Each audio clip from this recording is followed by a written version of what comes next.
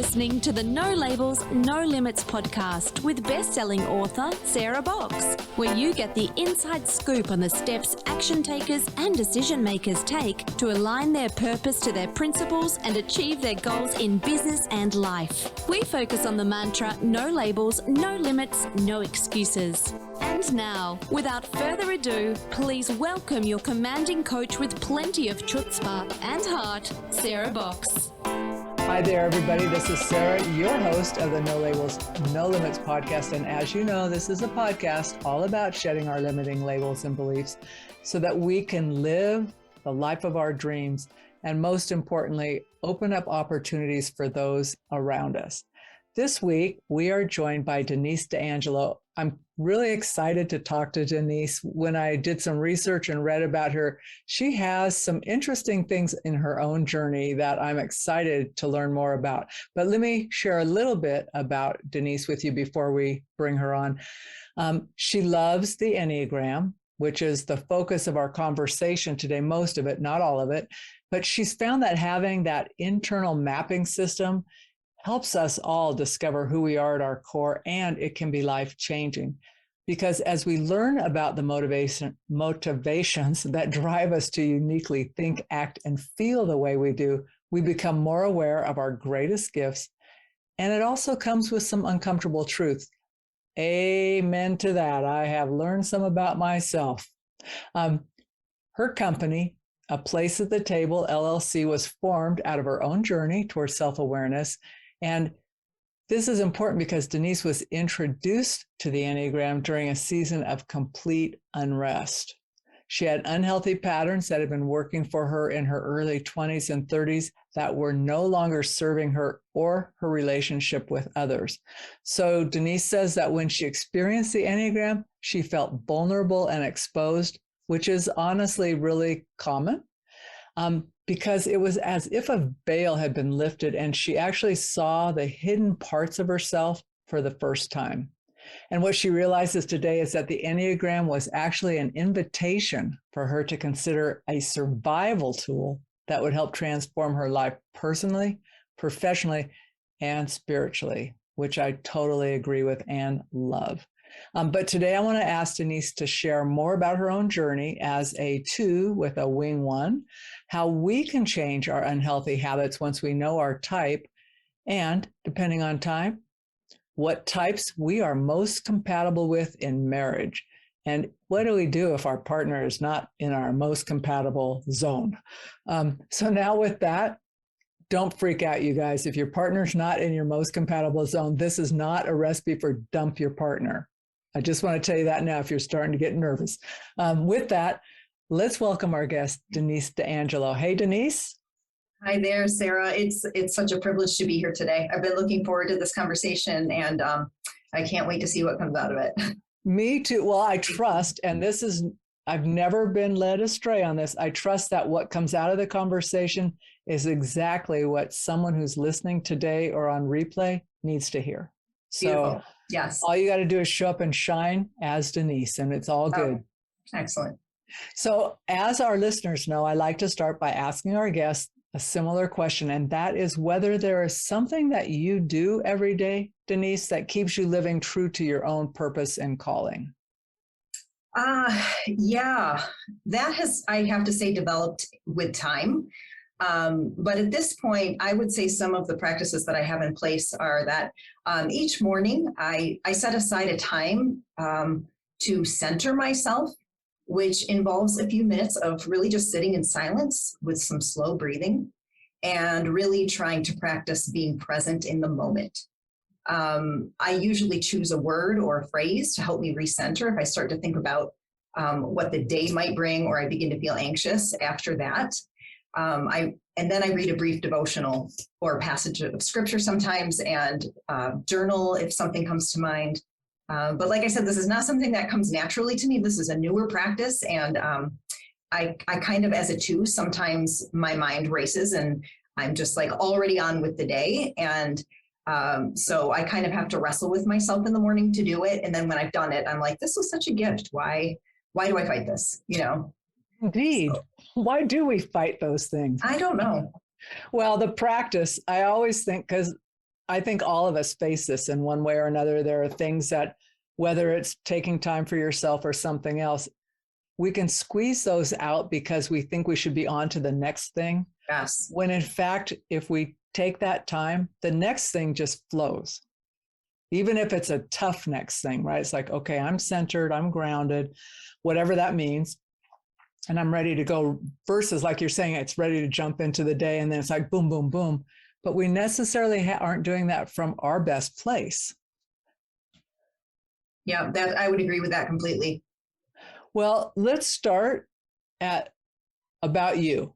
First of all, let me ask you about the name of your business. And then I want you to, we'll go back and talk about the journey that led you to start your business. Sure. So how'd you come up with A Place at the Table? That is such a great name. Yeah. So A Place at the Table is definitely not a new concept. The concept has been around for a while, and I would say is probably becoming increasingly popular in thought. But when I first started learning about the Enneagram, one of the things that I took notice of is just the way that the symbol looks. And I loved that it was a circle with all of these interconnecting lines. And, you know, it wasn't a triangle, it wasn't a rectangle, it wasn't an oval. No one's sitting at the head. We are all equal at the table. And so, you know, just the whole essence of that symbol really communicates equality and collaboration, and really communicates that there is no person or personality type that's more or less valuable, that there is a place at the table for all of us to be heard. And it's so empty when a table place is missing. Absolutely. Yep. Well, let's talk about your own journey, Denise. Can you share a little bit about that time in which you were introduced to the Enneagram, what that was like? Why do you call it such a place of unrest? Because I'm guessing a lot of folks will be able to relate to patterns from our 20s and 30s that no longer serve, and we're not even aware. Yeah. Absolutely. So, I guess to back up a little or a lot, I was first introduced to the Enneagram probably a good 15 years ago at a conference, and it was presented in this super fun, lighthearted way. There might have even been candy involved. And I walked away thinking that was cool and strangely accurate. But at that point, I put it on the back burner, and it wouldn't really reemerge for about another 10 years when a certified Enneagram teacher came to do a staff development day with us on our team. And maybe it was because I was totally consumed at the time with that show, Naked and Afraid. I don't know how many people are familiar with that, but I watched a few episodes of that, and it was just crazy. But I remember leaving that workshop feeling exactly that. You know, there's just this vulnerable place, and with no tools, I didn't know where to go next. And they say you probably haven't landed on your type until it stings a little, and that it did. So during that workshop, did you discover your type at that time, or did you still have to do more kind of like poking and prodding to figure it out? You know, I did discover my type just prior to that workshop. I thought I was a 6 based on a test that I took, and that's why I always like to encourage people to really talk with a coach, because tests are sometimes accurate, but not always accurate. And so, you know, I really felt that I had kind of been seen for the first time, finding out these things about myself that I really hadn't looked at before. So it hit home. Good. So, but what did you do with the information? It's like you said, it was a good workshop and stuff, but then you still wondered, what now? Yeah. Well, it so happened that at that point in my life, I was transitioning to middle age, and I'm coming to realize at that point that all the things, the people pleasing, the burnout, the disconnect in my marriage had pretty much come to a critical point. And although I was trying really hard to keep it together on the outside as best I could, my soul was so incredibly weary. So I think it was pretty much then that I began this journey of redemption, really, of allowing God to reveal these wounded parts of me that I hadn't even known existed. But rather than feeling shame like I did initially, I began experiencing freedom for the first time in what felt like decades, in a number of relationships, and really began to see that there were 8 different ways of interpreting the world besides my own. And this perspective shift really affected me so deeply. I wanted others to experience that kind of freedom as well. Now, were you doing this with the support of a coach or a mentor during this process? No, not at that point. I would say that I started exploring kind of on my own, just reading books and trying to learn more at that time. So I guess fast forward to 2020, when basically the entire world began to reevaluate life as a whole, and we could pause actually long enough to do so. That's when the nudge to maybe share the Enneagram as a tool for personal and spiritual growth became kind of an evident next step for me. So I'm wondering, Denise, you think about that, and for folks who maybe weren't introduced in a workshop setting, didn't have an opportunity to ask questions, or maybe they haven't quite hit that point where they're thinking my life's not working, but they're in that, that initial thing where you're able to just kind of plow on. You're going, this doesn't feel good, but I'll deal with it later, right? You just keep backburnering that part of you that says, pay attention, I need more. Like you were talking about your soul, right? Right. So if someone were to experience the Enneagram, but not know what to do with it, what would you suggest? And I mean, it's easy enough to say find a coach or something, but I mean, would you suggest that people read a particular book or read a little, or because that can be a lonely place, right? If they don't have the support around them. It could be a very lonely place. And I would say if it hits you, maybe in the same way that it hit myself and several others who maybe were, affected in the same way, I would say a good starting place, apart from hiring a coach, would be start with like The Road Back to You by Ian Cron and Suzanne Stabile. That is a great primer to the Enneagram. And I think it really helped me narrow down my type as well. I think that's a really good starting place. There's plenty of stuff you can look up, just some basics. But if you really want to get into the inner work, I think it's really helpful to talk through that with somebody. Yep, I do too. I mean, because we see, like you said, there are 8 other ways to see the world, right? Well, there are other ways to perceive our actions that we can't see, right? I know for me, like when all of a sudden I understood that this particular choice of word or action, or even a thought, had certain predictable fallout. And I'm saying fallout because in that case, I could know that there would be consequences either in my relationships or how I felt about myself, whatever. And having someone else help you see that is super powerful because we can't, it's how we look at the world, right? That's right. That's why they're blind spots. They are blind spots. And I remember thinking when someone said, no, that's not how I perceive it, I'm thinking, are you kidding? Tell me how you look at it. And you can appreciate it, and when someone explains it to you, but also you really want someone you trust to help you see your blind spots without shaming you or making you feel bad about them. And often a coach or someone like yourself or another person walking alongside you that you trust can do that for you. And I really like the way Ian Cron writes. It's very digestible. It is very. Yeah. So let's talk a little bit about who you typically like to work with or find yourself working with. Like when you think about like who talks to you most, who reaches out to you the most? Well, because probably I have kids that are older or like young adults, they have a lot of friends, and I have a tendency to work with a lot of students who are maybe ages 18 to 25. And I've really thoroughly enjoyed that because they're in this beautiful place in life where they have things ahead of them. And, there's this, I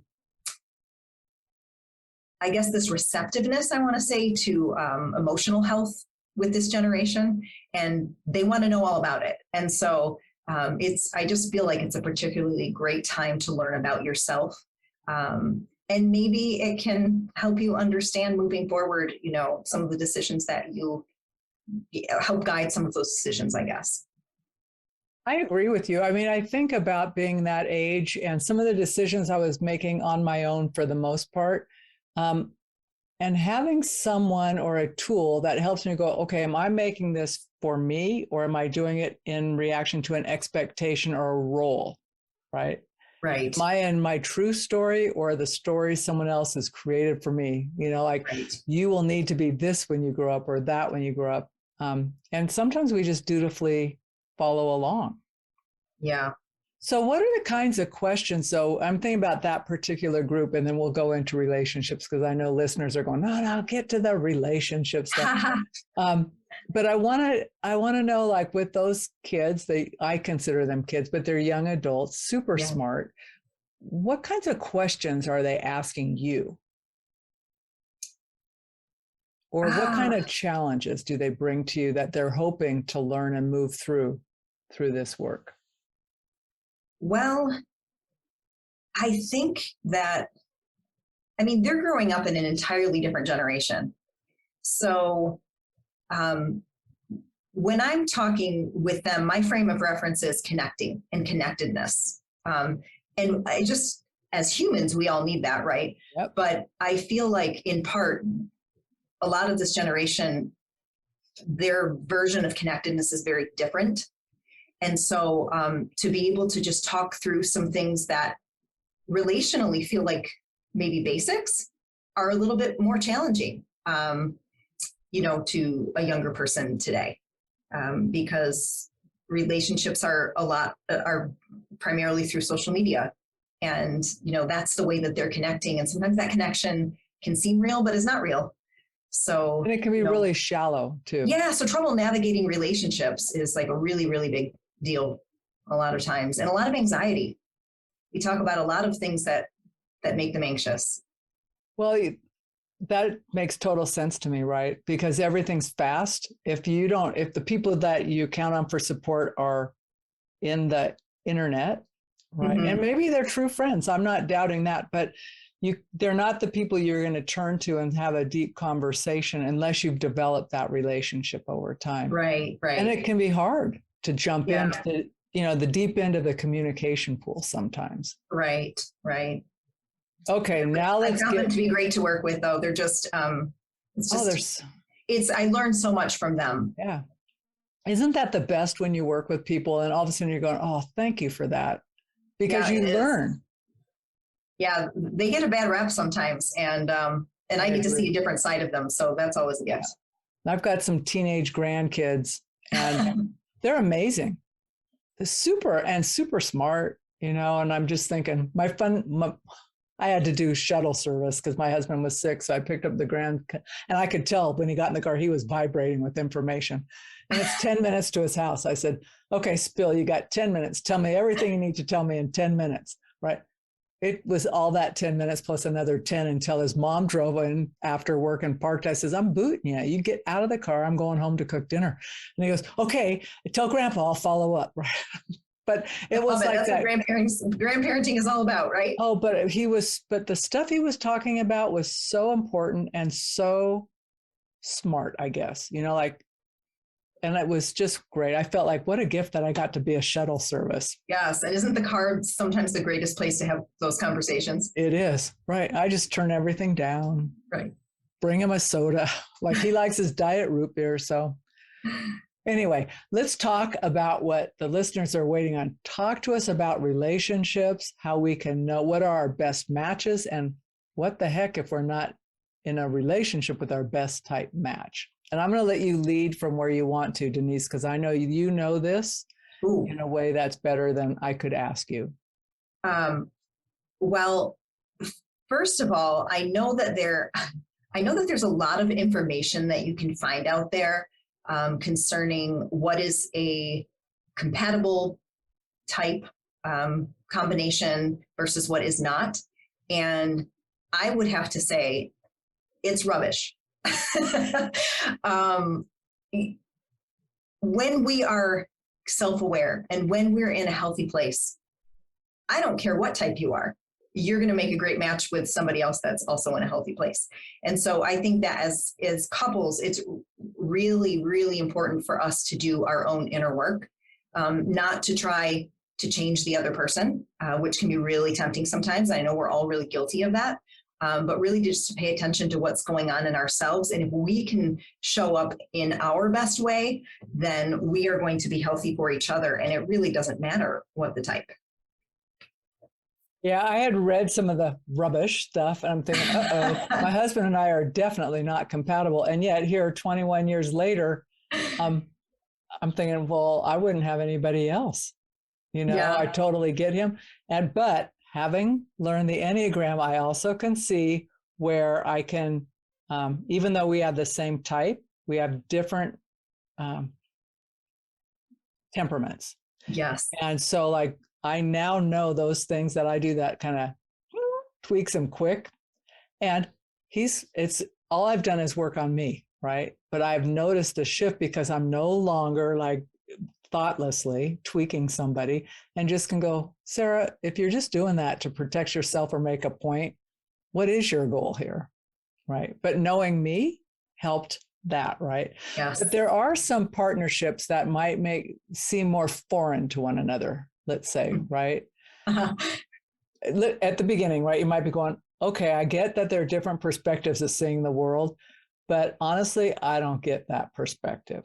Right. So can you give us a couple of examples of where those places are where people might be scratching their head and going, what? Well, I can give you an example from life experience. How about that? Let's do that. So I lead with the type 2. And my husband leads with the type 5. And we are about as opposite as you can get. So, yeah, that has been a challenge. Sometimes I wonder, like, how did we even connect in the first place? But I sometimes do think that we seek out what we need from somebody else. And we do. If we're healthy, can balance each other out in really good ways. And so I think that over the years we've been really trying to, to find ways that is true. So describe yourself as a type 2. So a listener, I mean, right now, those are just numbers to someone listening. Yes, correct. And right. Then let's talk about the type 2 versus the type 5 or not versus like against, but contrasting. Sure. Okay. So myself as a type 2, we are sometimes considered the helper, the supportive advisor, the befriender. That's actually a word that Beatrice Chestnut has come up with. I love it. If you ever get a chance to read any of her books, she is a fantastic author, and I go to her resources frequently. I love that though, befriender, because I don't always like to be referred to as a helper. But anyhow, I guess to describe a type 2 in a nutshell, they have a tendency to be generous at first glance, demonstrative, loving, hospitable. But then we all have some kind of behaviors that motivate us to be that way because, there are other numbers that also display those characteristics. So for the type 2, we have kind of a fear of being rejected or feeling unwanted or unneeded. We like to be needed. Our desire is to be loved and wanted and appreciated really just for who we are and not for what we do for other people. And then we have a weakness that has a tendency to be pride. How does that show up? Yeah, that shows up in that I am Superwoman and I have all of the resources that you need emotionally, physically, all of these things. And I really don't need much from you. I got it, And of course, that's not true at all. So it is a very different kind of pride than maybe what you would generally think. but it is indeed pride. It's kind of indispensable feeling. Okay, now talk a little bit about the 5, and I'll come. I can see why your husband would like you, because I'm a 5, right? I totally get that. So, but let's talk about your husband rather than me. I'm interested. Yeah. Okay. So as you know, the type 5 is known often as the investigative thinker, and they have a tendency toward being quite analytical, innovative, curious, objective. Knowledge is power to them. They tend to be observers and independent thinkers, and really great problem solvers. Probably their core fear is having unwanted obligations placed on them, a fear of maybe being useless. Their desire, how they like to be seen, to the world, is to be capable and competent. Their weakness tends to be avarice, which is a kind of hoarding of resources, mostly inner resources, maybe in fear that those resources will be depleted. Absolutely, right on the mark. Yeah. So from my perspective, what would you add? Yeah. No, I don't think I would add anything, because it'll be a little different between your husband and me. But I would say, as you're describing yourself and that you'll help, you're friendly, you're outgoing. For a 5, that means I don't have to stress about that, right? Yes. Denise is like, if you're my wingman, you might even be the front man, and I'm just in the back to make sure we've got everything together. And because you are capable and you like to help and make sure you know everything, I know you're not going to needlessly come and suck my time and energy. We will get to hang together and have, but that's a problem, right? Because that's not fair. I'm not showing up equally. Right. It's not okay for me to rely on you without seeing you for just being you, right? That is that thing that we grow together to go, yeah, it's great. Denise can do all this stuff, but guess what? I have to put on my pants, my big guy pants, and show up and be a partner. Might be uncomfortable for me, but that's not her job, right? And my time is not going to go away. I have the same as she does, right? So it's a relearning. But just on that initial hit, it's like, oh yeah, this person's bringing it. So I don't have to do that. And you'll find, and I'm guessing this is true for your husband too, if you two go to a party, are you the chat person that'll check in on folks and say, how you doing kind of stuff? Yeah, I definitely am more of the connector, although he has a tendency also to be that way with people who are his people, like who he's safe with. Yep. But it's funny because regardless of the level of friendship and what we're doing for the evening, he could be having a lot of fun, but when he's done, he's done. He turns off like a switch and he's ready to go. That is the best thing about being partnered with another 5. And I was talking to my trainer yesterday, and she was talking about her husband, and she's going, he doesn't have a filter sometimes. I'm trying to give him these clues. And I said, oh yeah, no, my guy's got my back. And we have this shorthand, it's just one look from either direction, and peace out, we're going, right? We make it, it's time to go. This has been lovely, right? But it's just that quick acknowledgement, like your husband, when you're done, you're done. Yeah, exactly. Gotta go. It makes me laugh to hear another 5 talk about this. It's true though. And in a humbling way, it's true. And I can stay longer, and I love talking to people, but you're right. I won't talk to them in a huge group, like at a party. I will usually pick 2 or 3 and just get into a great conversation because I'm curious, right? That's my link in a party. It isn't because I'm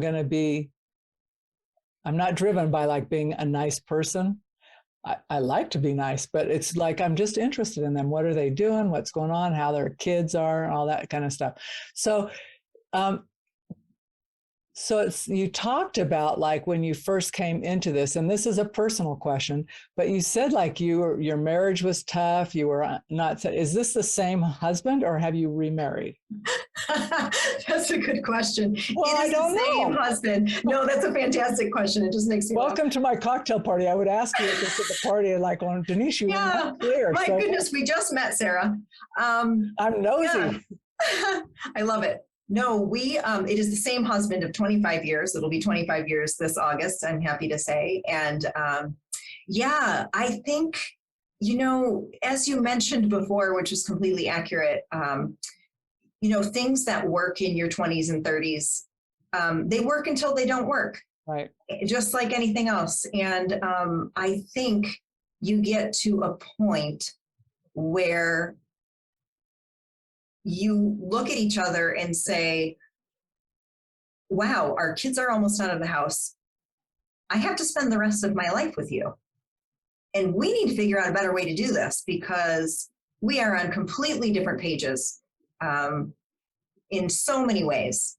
So, and some of that were just like, we were not meeting each other's needs in the way that we knew how. We were trying to meet each other's needs in the way that we felt our needs should be met. Or, I call it a love language, call it whatever, but we just were not hitting the mark. And I would say that there were several years of really going through the agony of not really understanding and being stuck and not really knowing what to do about it.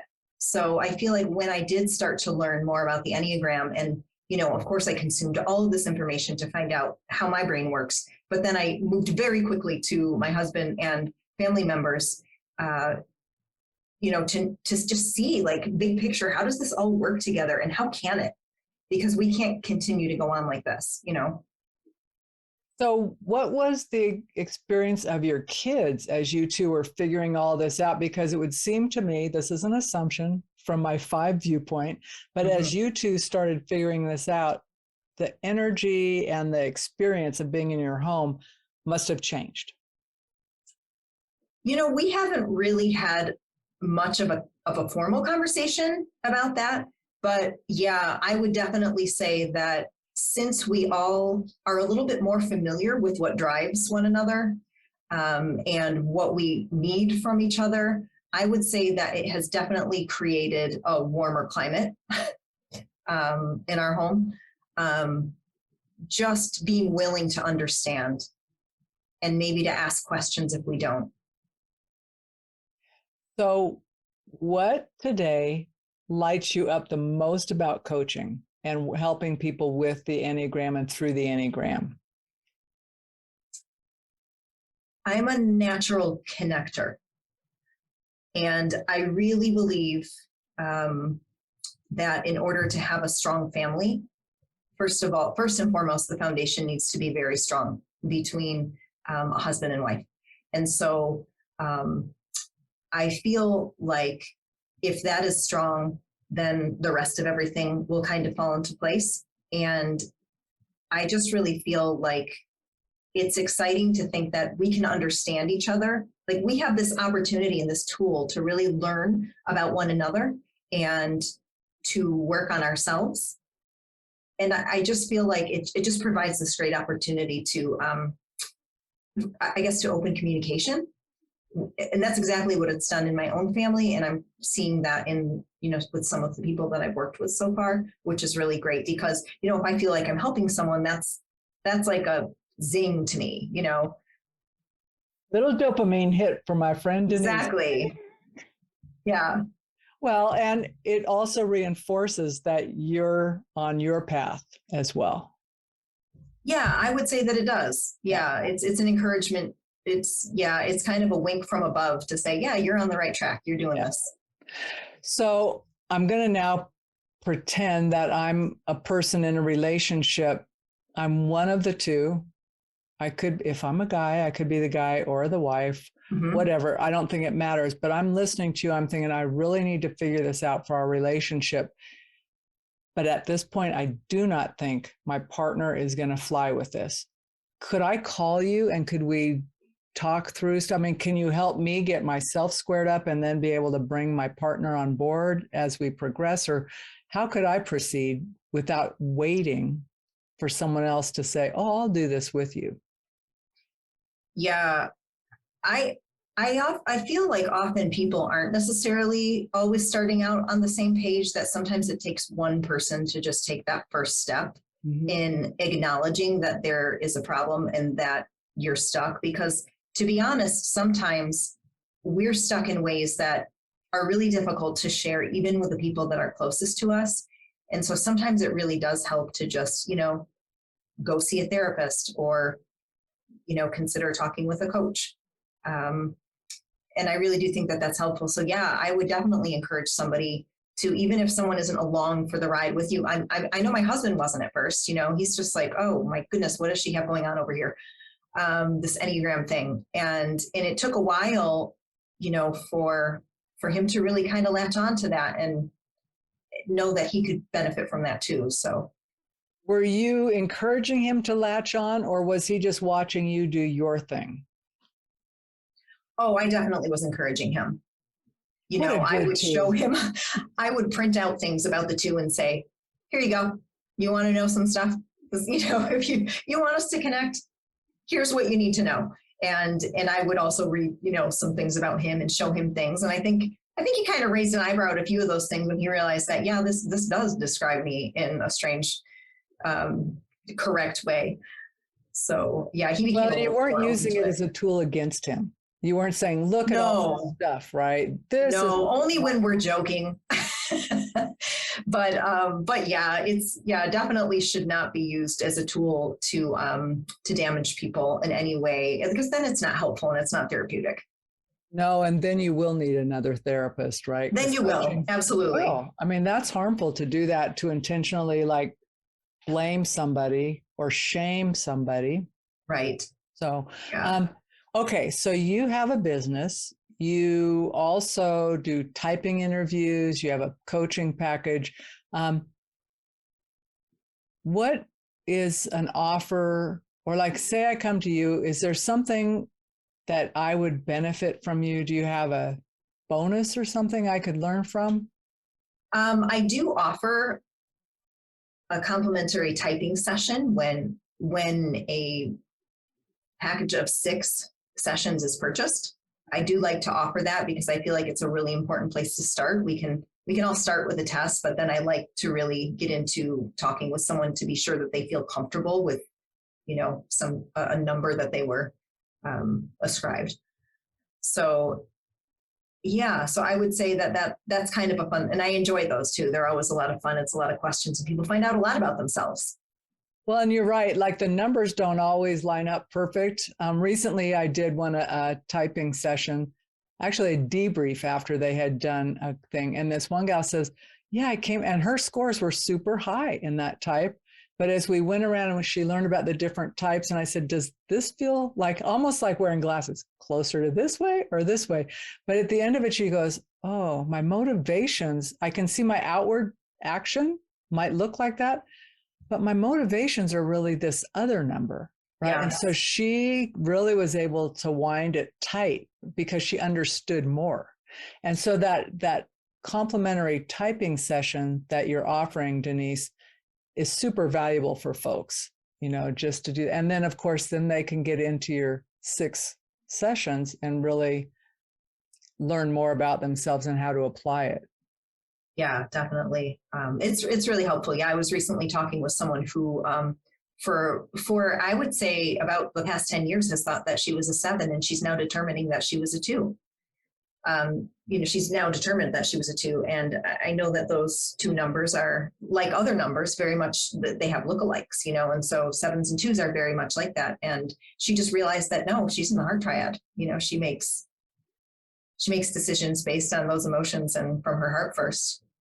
So what a great freeing thing, though, to go, okay, this is more me. Yeah, it was definitely an aha moment for her. Yeah, and it opens the door. Well, Denise, I want to ask you that if you were going to have a conversation with 8-year-old Denise before any of this was in your future, what advice might you give her? Wow. Well, 8-year-old me won't like this very much, but I would tell her that you will spend hours of your life trying to catch that rabbit with a box and a string and a carrot, and it won't work. And I mean that quite literally and figuratively both.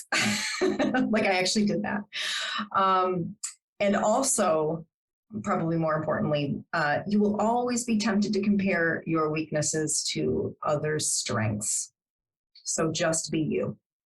Ooh, that one is tough. That is a powerful thing to remember. Regardless of your type, everybody listening, That is powerful. Denise, thanks so much for being a guest on the No Labels, No Limits podcast. And if anybody's listening and you've been on the fence about doing Enneagram work, especially if you want to know more about yourself and relationships, I really recommend that you connect with Denise. Have a conversation with her, see where you want to go next. And who knows, maybe your whole family will get involved. Thank you so much, Denise. Sarah. Yeah, It's been a absolutely. privilege talking with you. It was fun talking with you as well. You've been listening to the No Labels, No Limits podcast with best-selling author, change agent, and strategic vision coach, Sarah Box. You can grab the show notes and find out how to work with Sarah at sarahbox.com/No Labels, No Limits podcast. We'd love this podcast to reach as many people as possible. So please remember to rate, leave a 5-star review, and share the podcast with someone you think would get value from this conversation. Until next time, keep taking those daily action steps to align your purpose to your principles and achieve your goals in business and life.